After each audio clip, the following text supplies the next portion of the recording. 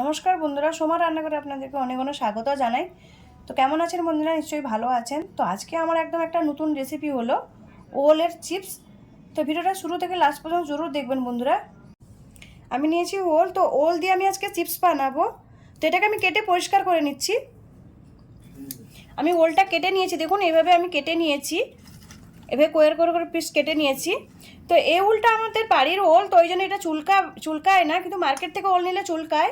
তো ওটা একটু গরম জল করে হালকা তেঁতুল দিয়ে একটু ভিজিয়ে রাখবেন, তেঁতুল কিংবা নিম্বু রস দিয়ে 5 মিনিট ভিজিয়ে রেখে তারপর জল থেকে ছেঁকে চিপসটা আপনারা বানাতে পারেন। তো এটাতে চুলকাবে না, ওই জন্য আমি এটাতে কিছু দিলাম না। এদিকে আমি কড়াইতে তেলটা বসিয়ে দিয়েছি। আমি ওলের মধ্যে কিছুই দিব না, এইভাবেই চিপসটা তৈরি করব। তো এদিকে তেলটা গরম হয়ে গেছে, আমি কড়াইয়ের মধ্যে দিয়ে দিব।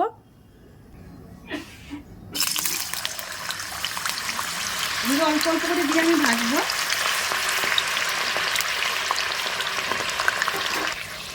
আমি এটাকে উল্টে দিচ্ছি, দেখুন উল্টে দিচ্ছি এভাবে সবগুলো।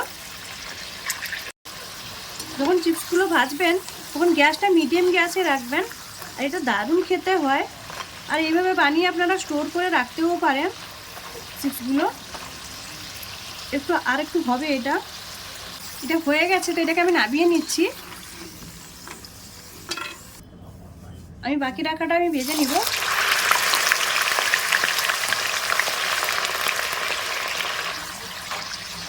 দেখুন আমার চিপসটার কালার কত সুন্দর এসছে, এটাও হয়ে গেছে। আর বাকি চিপসগুলো আমি এইভাবে ভেজে নিচ্ছি, এটাকে নামিয়ে নিচ্ছি। দেখুন আমার চিপসগুলো পুরো সব তৈরি হয়ে গেছে। তো এখানে আমি কিছু মশলা দিব। আমি এখানে লাল লঙ্কার গুঁড়ো দিব, এভাবে অল্প করে। চাট মশলা দিচ্ছি আমি, নুন দিচ্ছি অল্প করে। এটাকে ভালো করে মিক্স করে নিব এইভাবে। চিপসগুলো দেখুন কত একদম ক্রিস্পি হয়েছে। একটু ভালো করে আমি মিক্স করে নিচ্ছি হাত দিয়ে।